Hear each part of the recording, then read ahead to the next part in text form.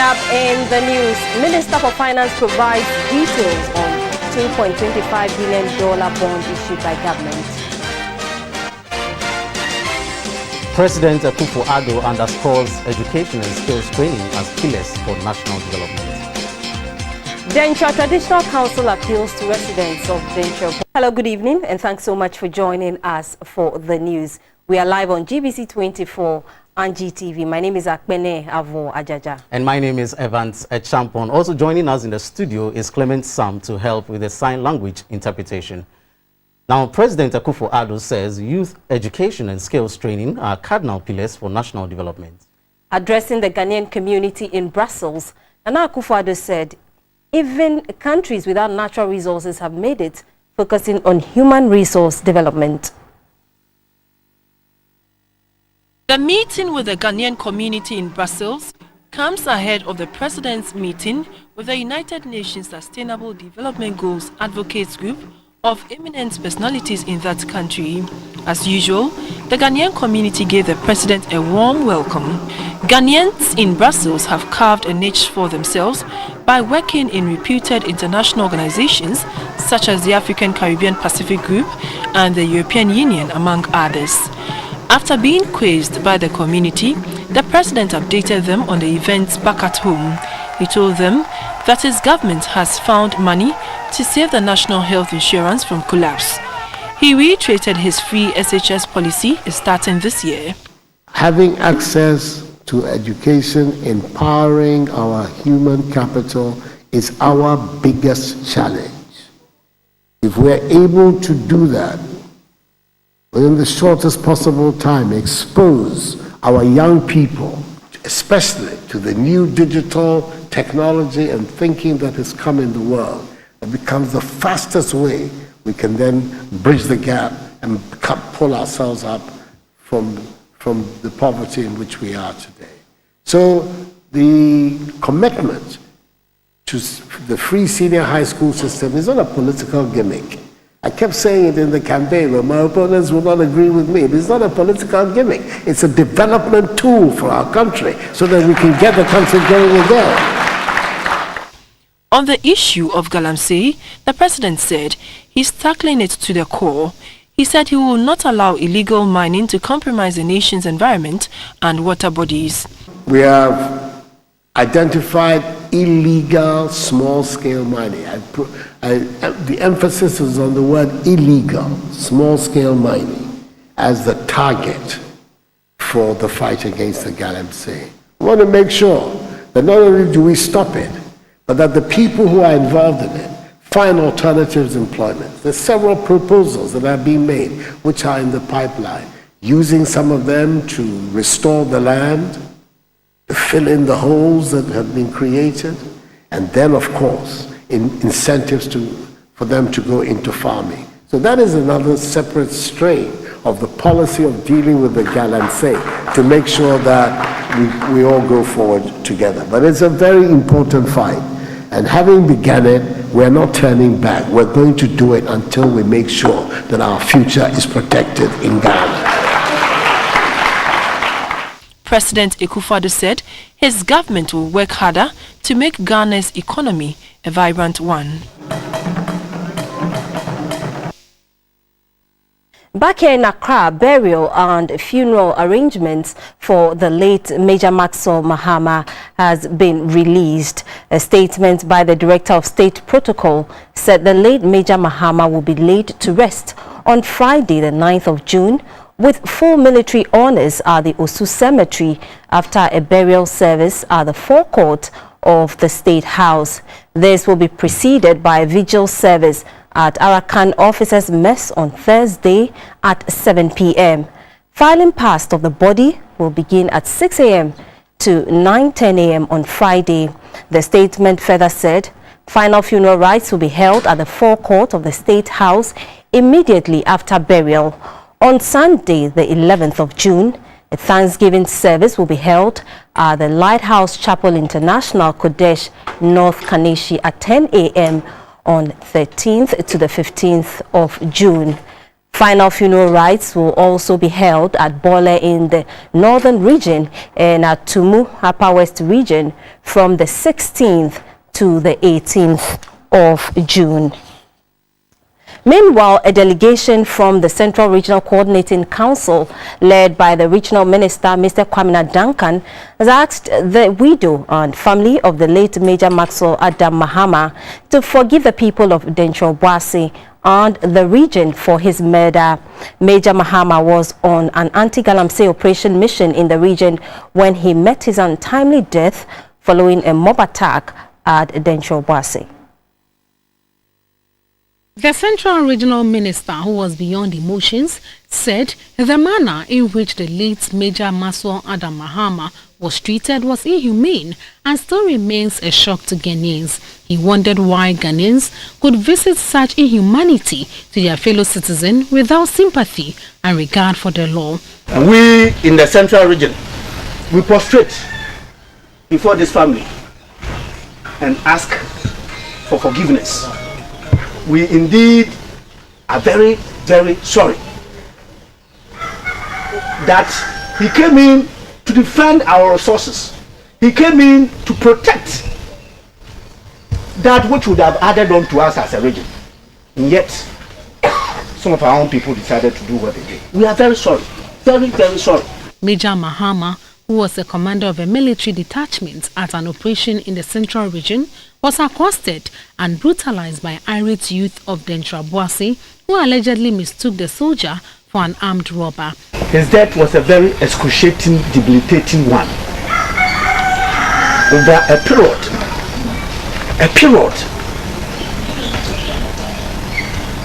Oh Lord, forgive us. On behalf of the people, the chiefs and people of Central Region, on behalf of the Regional Coordinating Council, on behalf of myself and my deputy and all the MMDCs, we say sorry and express our most heartfelt condolences to this bereaved family. Family spokesperson and uncle of the deceased, W.O. Ibrahim Samed, said the death of Major Mahama was painful, but that must signal an end to needless deaths. The late Major Mahama, who was then captain until the time of his death, was promoted posthumously by President Akufo-Addo, who is the commander-in-chief of the army. Late Major Mahama will be given a state burial on 9th June 2017. The Dencho Traditional Council has asked the people of Dencho Boase to return to the town. The town has been deserted following the killing last week of a military officer. The Traditional Council is also calling on the people to cooperate with the security agencies in the investigation into the case. This is Dencho Boase, a small town in Upper Dencho of the Central Region. Inhabitants are predominantly farmers and small-scale miners. It recently thrust to the spotlight for the wrong reasons. The killing of a military officer in the town by a mob had been in the news headlines in the past few days. In the aftermath of the gruesome murder, the police started tracking the suspects till several arrests were made and all have been arraigned before a Cape Coast court. A security swoop on the town sent residents fleeing, as though the security operations would act as an immoral force that could pick on persons at random. That was not the case. The police are following clues in their investigations, and reports say they envisage a 1-month period to make vital determinations on the case. Now, nobody wants to be associated with Dencho Boase. It has become a ghost town as people dive to take cover for fear of the long arm of the law. Shops, markets, and social activities have all been closed down or ground to a halt. There are 165 towns within the Dencho traditional area. Elders of the area say it is unfortunate that all persons from Dencho have been painted black because of the unfortunate incident that occurred at Dencho Boase. They appealed to government to strengthen the local government system and for the media to be circumspect in their reportage about the case. Some say an 85-year-old and other dependents have been abandoned to fate by breadwinners. Announcement na a dominant now my sadeno say kwamba so betimi aboa ma yenye o ma o mo yenka ho na isi ano dodo na akra no enya o mfa ho de bi kura wu dawura mu no sadeno so ntwa atete na yenyina so warehum enye warehum because ni si ye no na enye yenya abotere en ye take decision na ye take ye no ntini nyanse se na yesere yafum yaye bone de ti ye de yesere se umbehu ye mobo na yenya abotere nso ahwehwem en na ye de yesere yesere bo se asem we atodo ato ye wo digital boase hado enye boapa ye bi e da enye se ye digital for sebe ye twitwa for se nkofor ka no na mo sign na be sign e sign so de etumi si ba bia ti yesere omo susu ye bi amafa boni bi amadwene wo digital ma ho omo yin frum na enye sa na digital for te obi de hye ntumi ne chenchenchene isanse ndi ye chekura yanwe enti we kire se ni atomani no atoye nso ani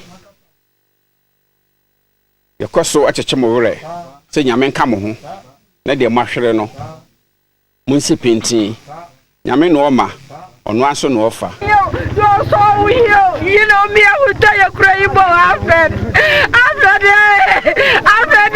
The military detachment operating in the area on an anti-galamsey or illegal mining drive are stationed at Diaso, the district capital.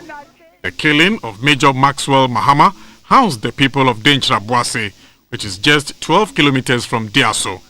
The locals fear that the military might possibly wreak vengeance in their own way, so they are begging for forgiveness and mercy on behalf of the townsfolk, but urges that the law must take its course against the murder suspects. When the news broke out about the soldier's death, the Chief of Defense Staff and other notable personalities launched a response and called for calm in the stormy situation. The officials are on the side of due process. It's still News Hour live on GBC24 and GTV. In some more stories, the Attorney General and Minister for Justice, Madam Gloria Kufu, says the Ministry of Justice and Attorney General is looking into a 7-year tenure of office for the Office of the Special Prosecutor to ensure that an incumbent government does not have any political influence over its works. Madam Gloria Kufu was answering questions on the responsibilities of the Office of the Special Prosecutor. Establishment of the Office of the Special Prosecutor is one of the measures that the President has instituted to curb corruption within government. The Attorney General and Minister for Justice, Ms. Gloria Kufu, says the Special Prosecutor will be independent of the executive. The issue has been raised as to how independent the prosecutor can be. It lies in the fact that the Attorney General, regarding those specific offences that will be farmed out to the Special Prosecutor, would not exercise the powers of nolle prosequi. Under the law, the Attorney General has got power without explanation to end proceedings at any stage. But to give that true independence to the Special Prosecutor in respect of those offences under the mandate of the Office of the Special Prosecutor, the Act will contain a provision that will forbid the Attorney General from entering nolle prosequi. Again, as part of its independence, the tenure of office will not coincide with the term of the appointing government. So, for example, we are considering a one term of 7 years so that it will not coincide with that of the appointing government, and therefore it will not be easy for that regime to, once it goes, for another regime to come and remove the office holder. Again, the bill proposes a procedure for removal, which will not just be administrative. You have to go through processes. There must be a prima facie case. A committee must be set up to investigate whether or not the charges are maintainable. Ms. Gloria Kufu says although security agencies such as the police and the Economic and Organized Crime Office (EOCO) are mandated to investigate corruption scandals in the public sector, it is not feasible for these institutions to probe all such cases. We have noticed that YOCO is a multi-mandated entity, and therefore it's overloaded with a lot of work, such that in our estimation, corruption and corruption-related offences are not getting the desired attention. For that reason, government has considered it necessary to carve out offences that relate to corruption so that it can get that attention. The minister said a bill will soon be passed in Parliament for the establishment of the Office of the Special Prosecutor. A stakeholders meeting will also be held on the 26th to the 29th of June this month. The second edition of the Osajifo Nkrumah Genius Awards has been launched in Accra. The awards will be conferred on persons who have made significant achievements and contributed to humanity both locally and internationally. The Osajifo Kwame Nkrumah African Genius Awards, which was instituted in 2015, aims to celebrate excellence and to recognize the contributions of African geniuses to the growth of the world. Individuals in various fields such as culture and creative arts, science and technology, engineering, agriculture, governance and religion will be honored. The board chairman of the committee, Professor Kojo Yanka of the African University College of Communications, drew attention to how achievers and non-achievers utilize time. He encouraged Ghanaians to make the most with the least chance they get and endeavor to be achievers and innovators. In the past, our so-called illiterate folk created the kente cloth and the smoke, the Adinkra symbols, our drum language. They were all illiterates. But they were not selfish. They created them to improve the conditions around them. What are we, the educated ones, doing? It was Osajifo Dr. Kwame Nkrumah who said, and I quote, "The educated man should be so sensitive to the conditions around him that he makes it his chief endeavor to improve those conditions for the good of all." There's too much talking. We talk too much. We are not doing anything to solve the problems around us. That is the problem we have in Ghana and Africa. An award winner for rare entrepreneurship in the manufacturing and export of electrical cables and a board member, Mrs. Kate Korte Papafio, called on the youth to better the legacy of Osajifo Kwame Nkrumah by emulating his drive to be self-reliant. Selection for the 2017 awards has begun, and the criteria includes persons whose works have reduced poverty significantly in Africa, revived indigenous technologies, created jobs, among others. The ceremony will be held on the 8th of December 2017 at the National Theatre. Michelin Taka, GBC24, Accra. Let's move to the northern part of the country now, where the burning of charcoal and felling of rosewood are reported to be undermining agriculture. The Forestry Commission says such activities lead to degradation of the savanna vegetation and cause erratic rainfall. Trees absorb carbon dioxide and release oxygen. When the trees are cut down, less carbon dioxide can be converted and it builds up in the atmosphere. Carbon dioxide is a greenhouse gas that contributes to global warming. The event was marked under the theme Forest and Energy, Implications for Ghana. The northern region, which is within the Savannah Ecological Zone, has its forest cover been degraded at an alarming rate due to the activities of unscrupulous people. The indiscriminate burning of bush, especially during the dry season, and felling of trees, particularly the rosewood in commercial quantities, are rampant. Implicated in the act are foreigners, Fulani herdsmen and some opinion leaders. At the Debar of Chiefs and People of Tolon Traditional Area, the Forestry Commission appealed to the chiefs and people to protect the land for generations yet unborn. Partner us in planting trees, especially for our energy needs and for environmental protection. And we hope if you collaborate and do these things together, we will stay in Northern region and we will not even realize that we are living in a savannah zone because we have trees all over for our protection and care.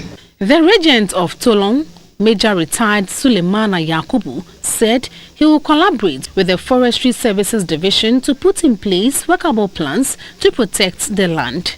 We're going to stop farming around our villages and plant shea nut trees.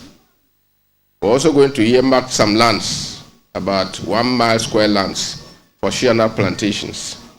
So hopefully we'll get together and draw a plan so that we can take advantage of the government promises. Teachers have been reminded of the impact they have on their pupils. A teacher with his teaching methods, attitudes and behaviors provides his pupils with a mentally healthy personality and a new clear worldview, leaving unforgettable traces on them. This means any shortfall emanating from teachers will be disastrous to the future of the children and the country. The principal of the Tamale College of Education, Dr. Sulemana Idrisu, has been speaking on the teacher's role in lifespan education as it goes beyond simple knowledge transformation. In all, there were 726 graduates.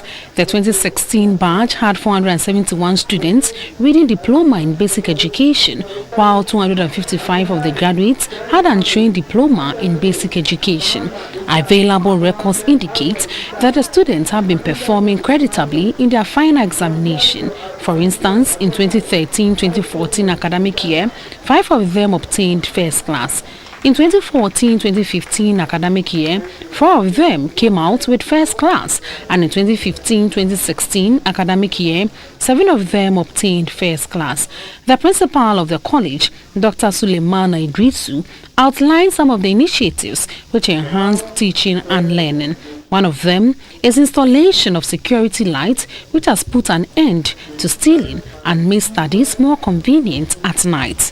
My advice to the graduates is for you to continue to work hard, engage in research, and be masters of what you have been trained to do. It is the shortest way by which you can be on top of your job.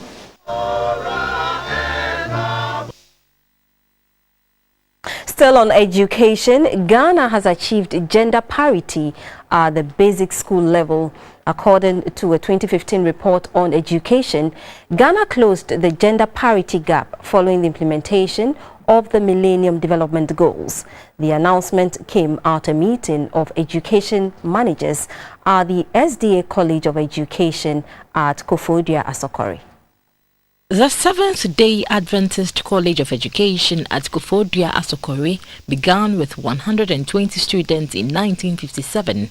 It is affiliated to the University of Cape Coast and currently offers 3-year diploma in basic education program. Over the 50 years of its existence, products of the college have made substantial contribution to the economic and political development of the country. The principal of the college, Mrs. Rose Owusu-Kakra, enumerated some developmental projects being undertaken by the management of the school. The invasion of bed bugs, which has become a menace in most boarding institutions across the country, was also prevalent here. In our effort to fight that, management decided to change all the beds in all halls of residence. We thus sought for and secured the support of GET Fund to acquire 330 new metal beds and 990 pieces of leather-covered mattresses to stock the halls, and I'm pleased to say that we are winning. A former director of the Institute Planning and Administration of the University of Cape Coast, Professor Yao Ankoma, outlined the specific Millennium Goals on education. 6 important goals of education, known as Education for All Goals. And these were, let me briefly go over them. First, expansion of early childhood care and education. 2, provision of free and compulsory primary education for all. 3, promotion of learning and life skills for young people and adults. 4, increasing adult literacy by 50% at least. 5, achieving gender parity and gender equality. And 6, improving the quality of education at all levels. The overall best student, Michael Edu, and the female first-class student, Lydia Abakan, spoke to GBC24. University of Cape Coast has given me a scholarship to pursue a degree program. So I'm willing to go there and give off my best. I would like to use this opportunity to encourage my fellow women out there that your sex cannot determine who you have to be. It is who you want to be that will determine who you want to be. So I would like to encourage us all to dream higher and then work higher towards it. In all, 683 graduates, made up of 430 males and 252 females, graduated. And still to come in the news,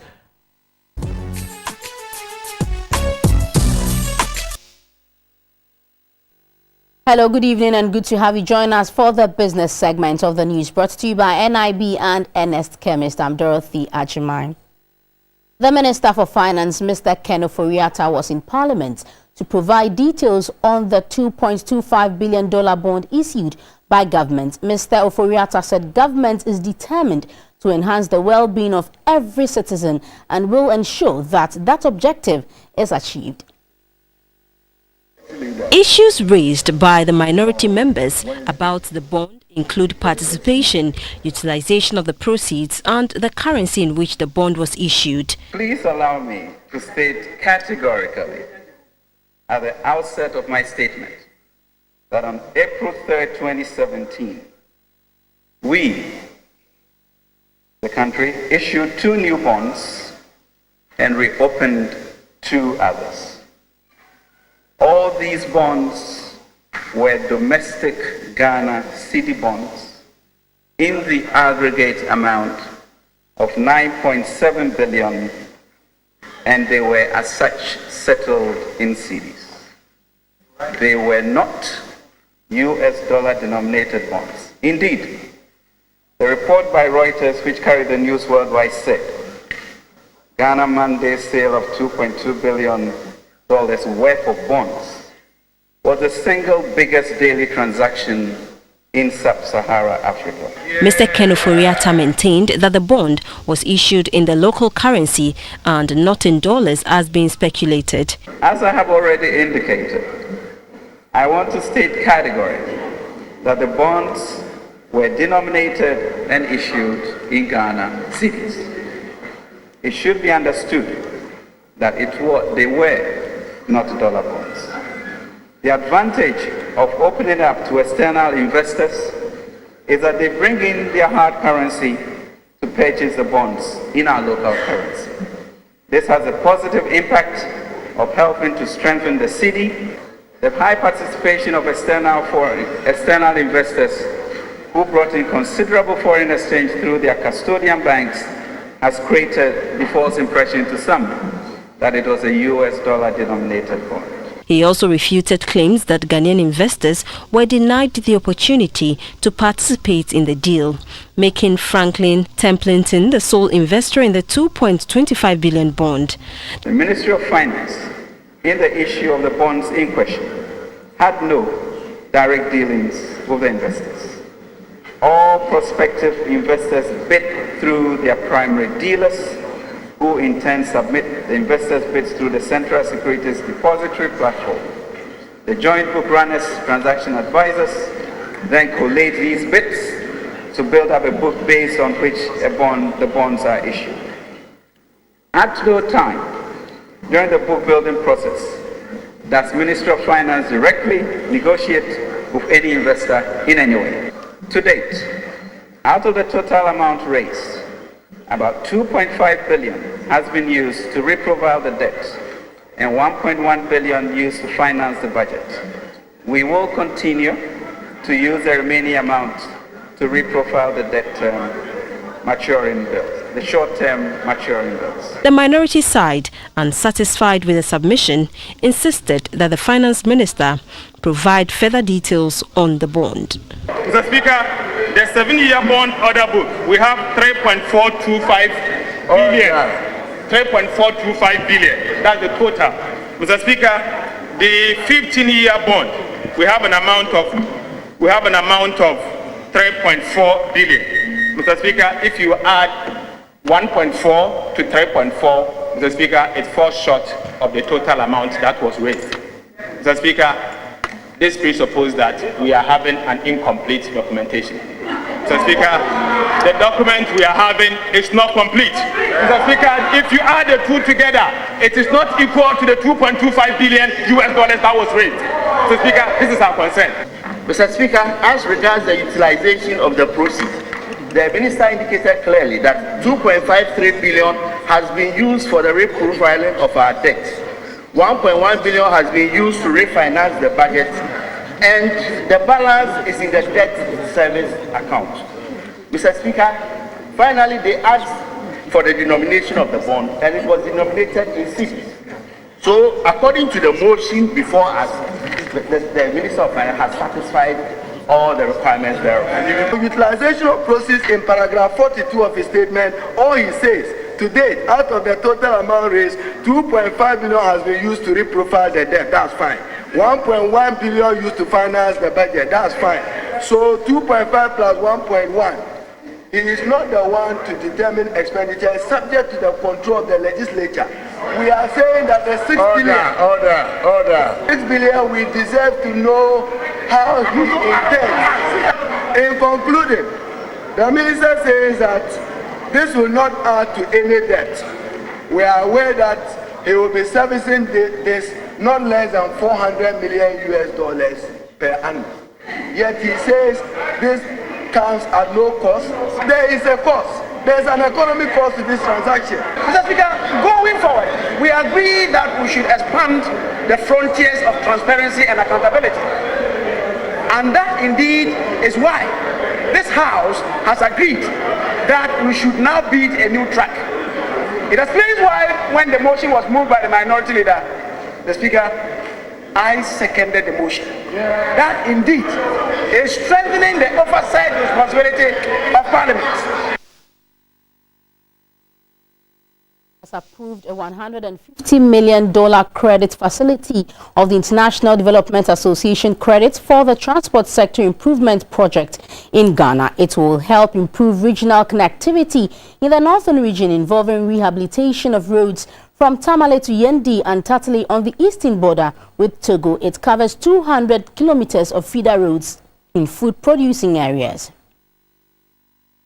The World Bank's International Development Association, IDA, is providing the $150 million financing for the Transport Sector Improvement Project.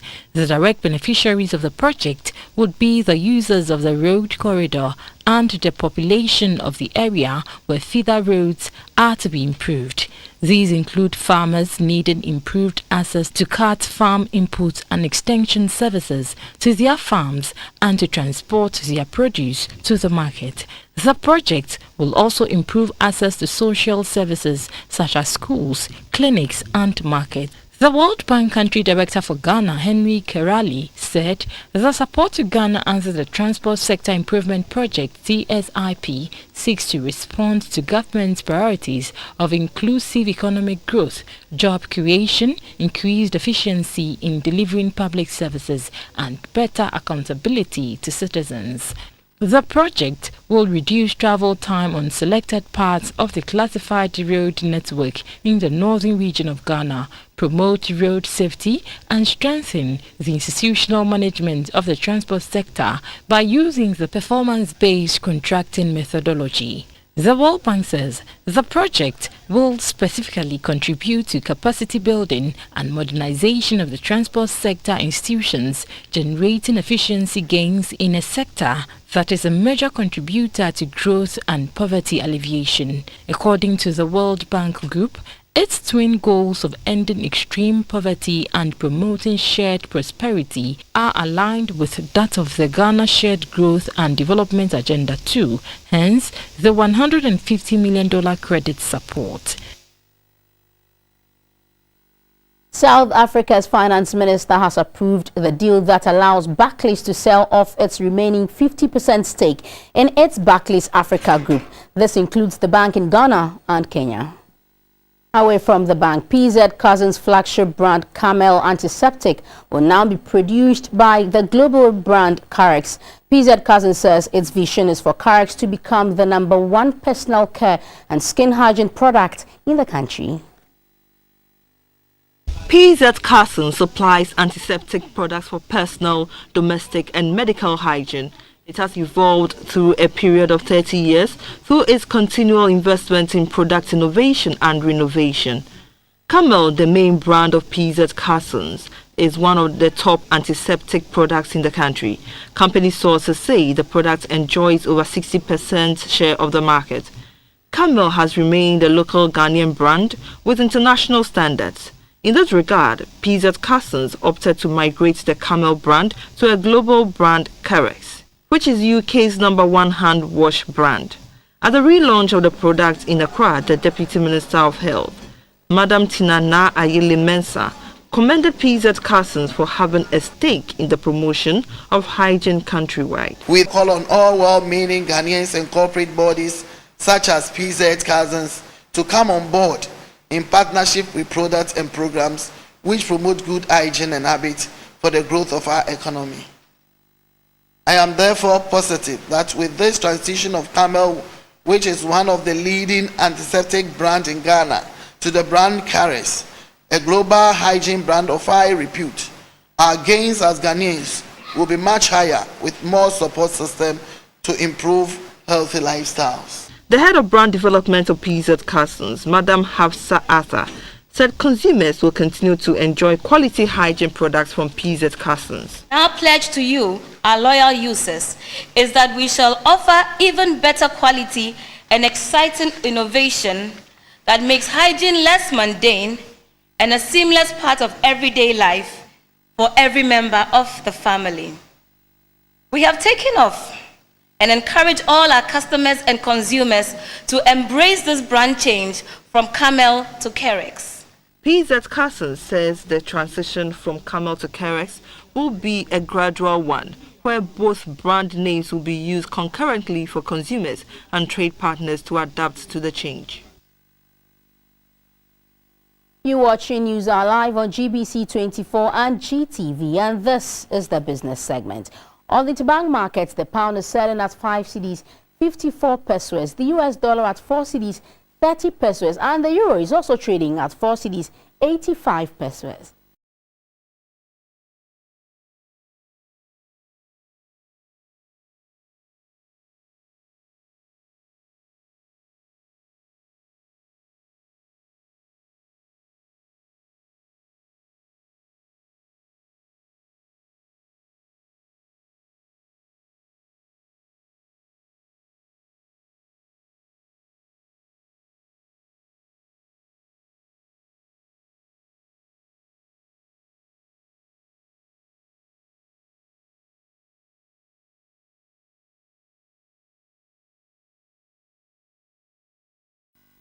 On the commodities market, light crude is trading at $47.85 per barrel and cocoa at $1,978 per ton. Gold is also going for $1,188.80 an ounce.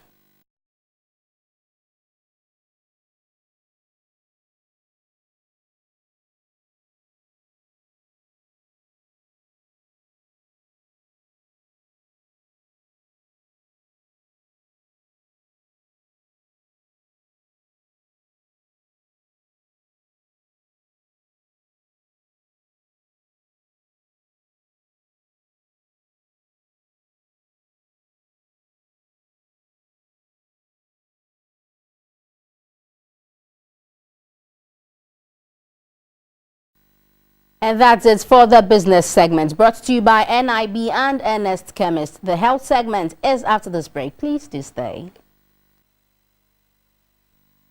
You're welcome back. Now we do some health news brought to you by Yamvita and FPAC. Stakeholders in the health sector have called for a collaborative effort and a policy that supports the treatment of clubfoot's condition in Ghana. Currently, the treatment is free.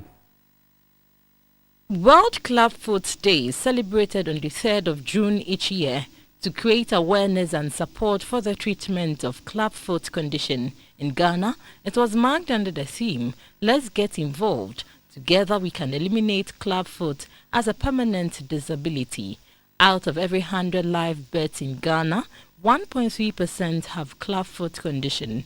The condition is said to affect more boys than girls, and 40% are bilateral.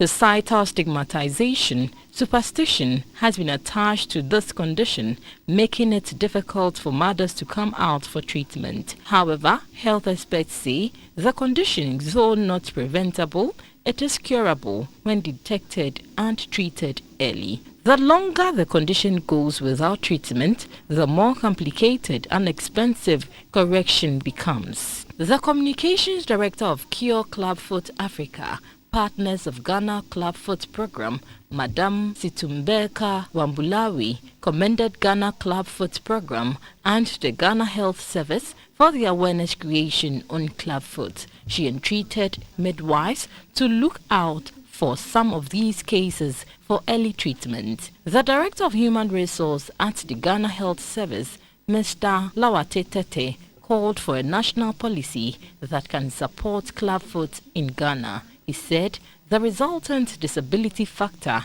that comes with clubfoot must not be overlooked. Measures need to be put in place in any possible way to deal with the disabilities which could affect an individual permanently. Clubfoot is a global health challenge which requires significant level of attention. The Deputy Minister for Gender and Social Protection, Madam Gifty Ampofo, said superstition should not be attached to clubfoot because it is not a superstitious condition. Many are perishing because of just having a clubfoot which could be corrected.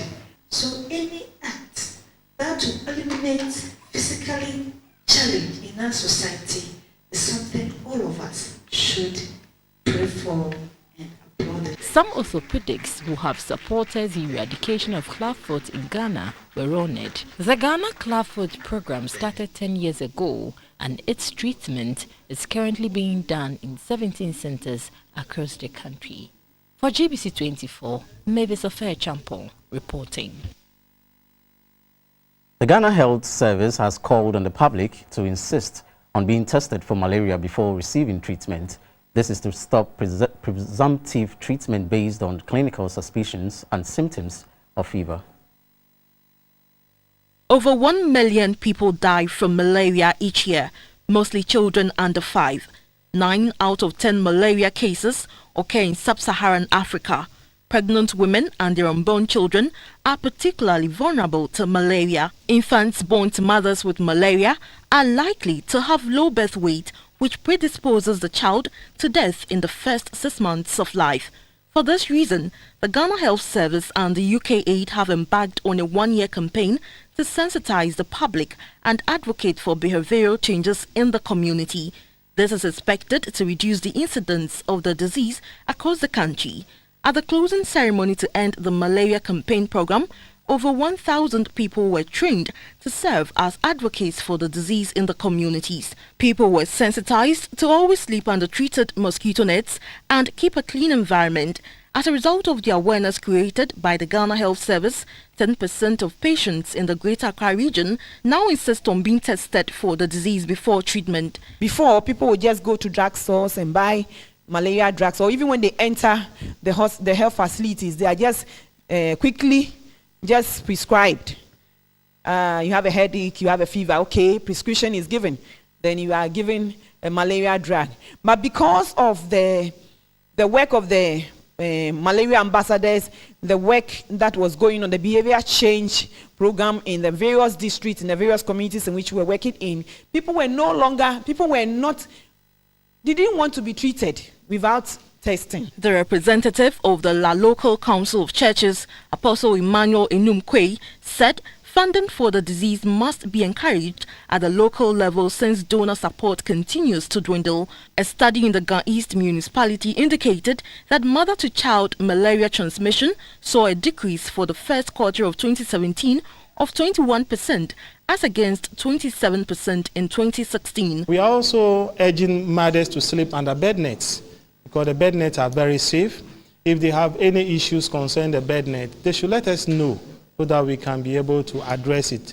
Malaria is projected to be eradicated in Ghana from 2020 through advocacy and sensitization of the public.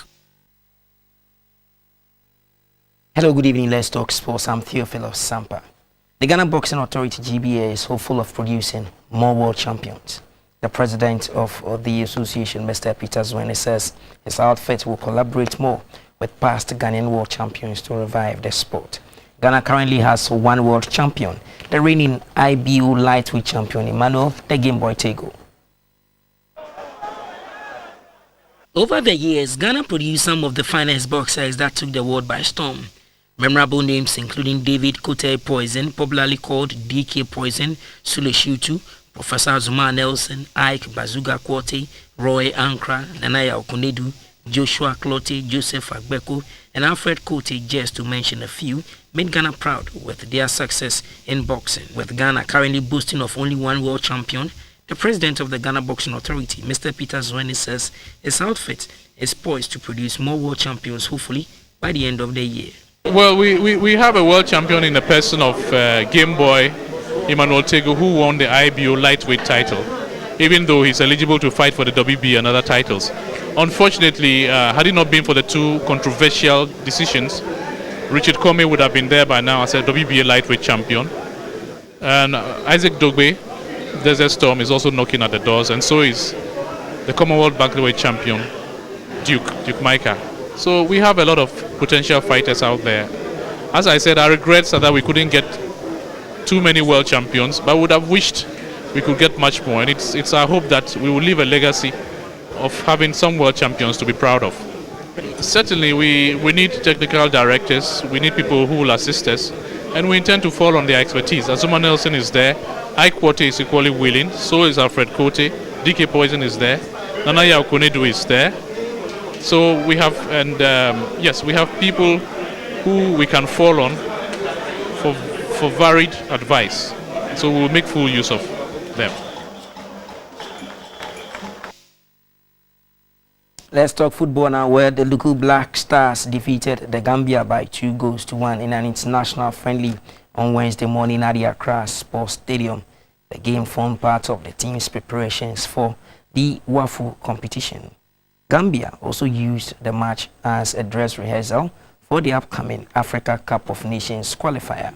Hearts of Folks winger Thomas Abbey came off the bench to get Ghana's opening goal with his first touch of the ball.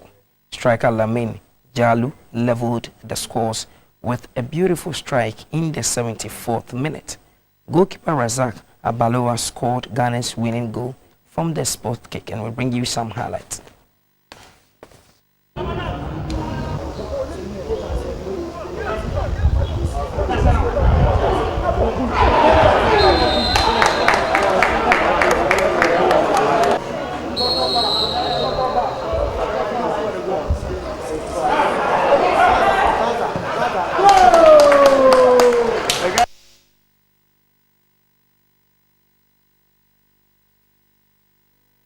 That's all for sports.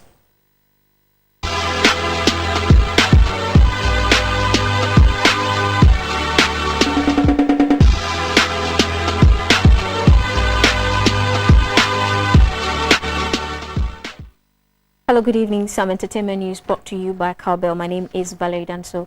Dancehall artist Ebony says she has plans of pursuing a degree in law while she entertains her fans in music. She was a guest on our showbiz segment earlier.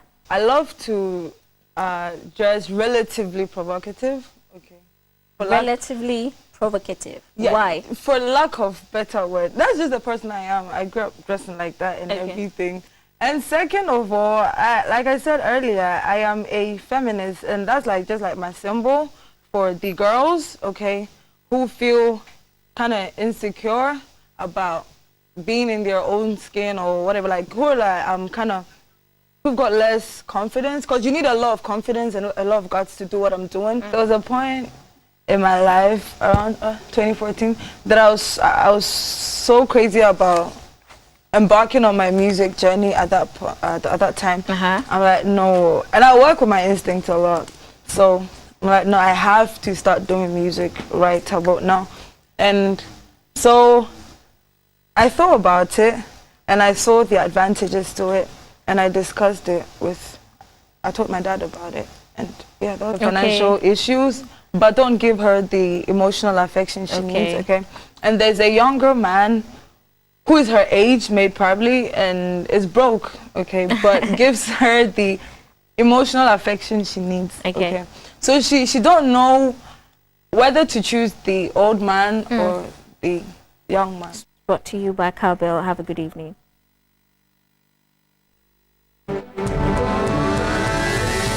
The Winkle Weather Report, brought to you by RMG Ghana Limited, with technical support from the Ghana Meteorological Agency. Hello there, welcome to the Weather Report, brought to you by RMG Ghana Limited. I'm now Fabia Jibawu. To the weather board tonight through to tomorrow morning, we expect a cloudy weather, giving way to some scattered and isolated showers in the country. During the early hours of tomorrow morning, we expect some misty weather conditions for those who are the forest areas, high grounds, and the coastal belt as well. We're expecting temperatures to be 26 degrees Celsius for those who are the northern sectors of the country, 24 degrees Celsius for those who are the middle sectors, and 25 degrees Celsius recording along the coastal stretch of the country. Humidity will be high for the southern sectors, low for those who are the northern sectors of the country. In the afternoon, we're expecting some sunny activities. Maximum temperatures, expecting 38 degrees Celsius for those who are the northern sectors, 34 degrees Celsius for the middle sectors, and 33 degrees Celsius recording along the coastal stretch of the country. For the next 24 hours, that's how we're expecting your localities to look like. Shortly on your screen is the forecast for the next 48 hours. Do stay.